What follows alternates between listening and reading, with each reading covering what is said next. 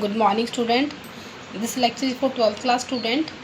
This is chapter 5th, Should Wizard Hit Mommy, from your Vista book.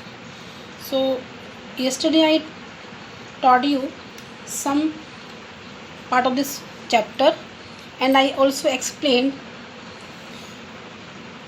main characters and this introduction of this chapter.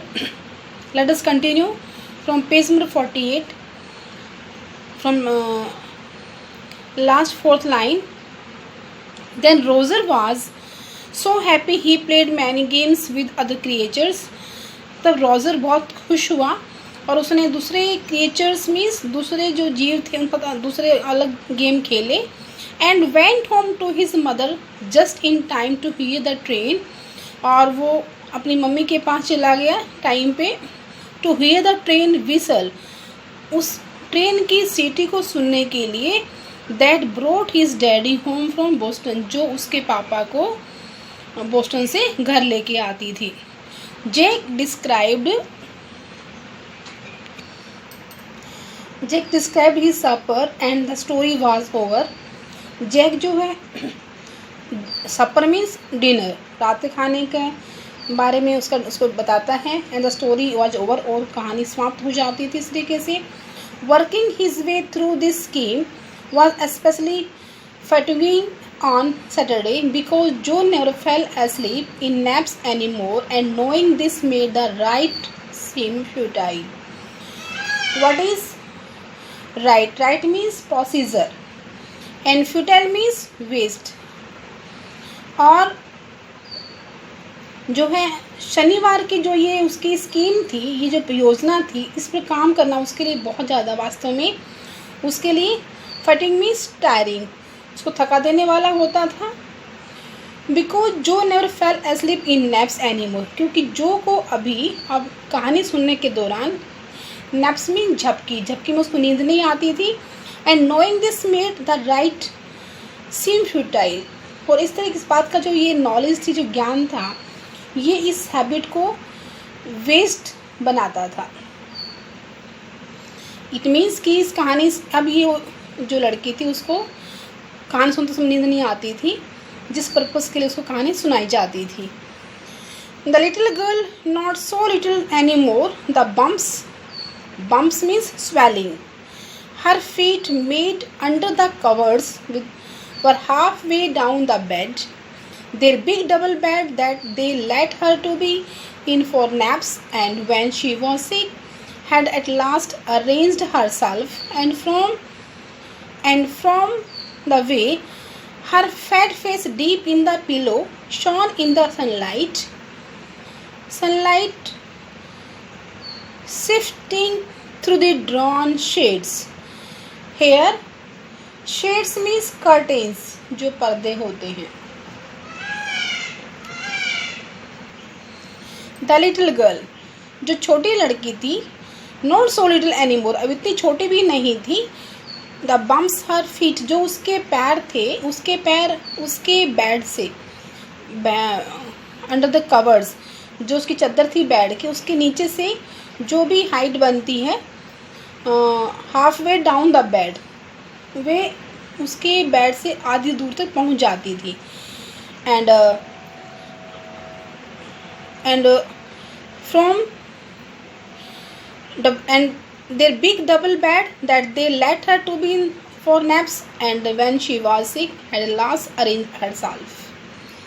और उस double bed पर जिस पर वे उसे दोपहर के बाद की उसको नींद उसको सुलाते थे, और बीमारी की कंडीशन में जब वो सोती थी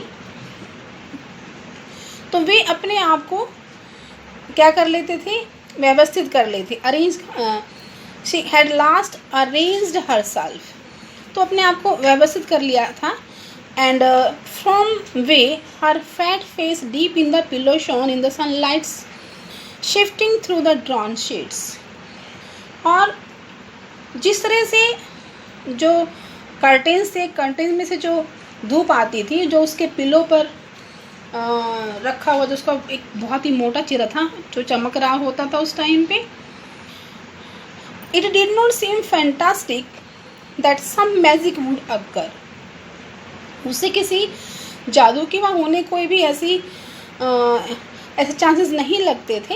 and she would take her nap like an infant of 2,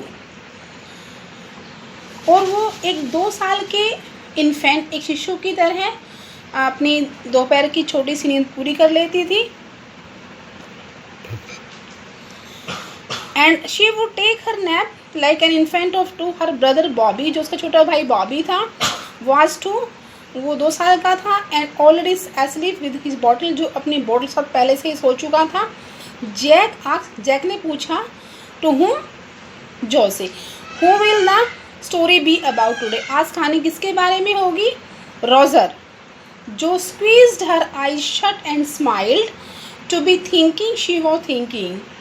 जो है squeezed, what is meant by squeeze? Squeezed means pressed hard. उसने अपनी आंखों को जोर से दबाया और स्माइल करते हुए ये सोचकर मुस्कुराई कि वो सोच रही थी कि what she was thinking. Her eyes open, उसकी आंख खुली। And her mother's blue skunk she said firmly, उसने अपनी माँ की तरह नीली आंखें खोली। शकंक, उसने बहुत ही डिटरमाइंड होके बोला। Firmly means determined. A new animal, एक नया पशु। They must talk about skunk at nursery schools, मतलब वे जरूर नर्सरी स्कूल में शकंक के बारे में बातें होती होंगी। So having a fresh hero momentarily stayed Jack to creative enthusiasm, और एक नए हीरो ने, जिसका नाम शकंक था, को पाकर एक मोमेंट के लिए जैक जो था काफ़ी जो है स्टेट जैक क्रिएटिव एंथुइज्म। जब उसको एक नया हीरो मिला अपनी कहानी के लिए, तो एक पल के लिए जैक काफ़ी एक क्रिएटिव, उसमें एक जो है एंथुइज्म, एक जेस्ट, एक उत्साह जो है क्रिएट हुआ। ऑल राइट, ठीक है, ही सेड, उसने कहा, he hear Jack. Once upon a time, now he started to tell her a story. Once upon a time, एक बार की बात है, in the deep dark woods here जंगल, कि गहरे काले जंगल, घने जंगल में, there was a tiny little creature by the name of Roger skunk. एक छोटा सा, बहुत ही छोटा सा प्राणी था, जीव था, इसका नाम था Roger skunk. And he smelled very bad, और उसमें से बहुत बुरी बदबू आती थी। यस, जो सेड, हाँ, जो बोली। He smelled so bad that none of the other little woodland creatures would play with him, और उसमें से इतनी बुरी बदबू आती थी कि फॉरेस्ट का कोई भी दूसरा जीव था उसके साथ खेलना नहीं चाहता था। जो looked at him solemnly means seriously, जो ने उसकी ओर बहुत ही बड़े ध्यान से उसको देखा, बहुत सीरियस होकर देखा। And she hadn't foreseen this, ये तो उसने पहले सोचा ही नहीं था। Whenever he would go out to play, Jack continued with zest, और जब कभी वो खेलने के लिए जाता था, जैक ने अपने इस स्टोरी को बहुत ही जस्ट मीन्स एक्साइटेड होकर के कंटिन्यू रखा। Remembering certain humiliations of his own childhood, और जैक बड़े उत्साह से कहता गया, उसे खुद बचपन में हुए अपने अपमानों की जो थी, एक ह्यूमिलिएशंस मीन्स इंसल्ट्स, उसकी याद आने लगी। All of the other tiny animals would cry, और जो दूसरे छोटे छोटे जीव होते थे वो चिल्लाते थे, चीखते थे। ओ हेयर कम्स रोजर स्टिंकी शकंक, ओ देखो वो आ गया है। Stinky means with bad smells, कि देखो वो बदबू वाला रोजर शकंक आ गया है। And they would run away, और वे वहाँ से भाग जाते थे। And Roger skunk would stand there all alone, Roger skunk वहाँ पे अकेला ही खड़ा रहता था। And 2 little round tears would fall from his eyes, और उसकी आंखों से छोटे छोटे आंसू जो थे वो निकलते रहते थे।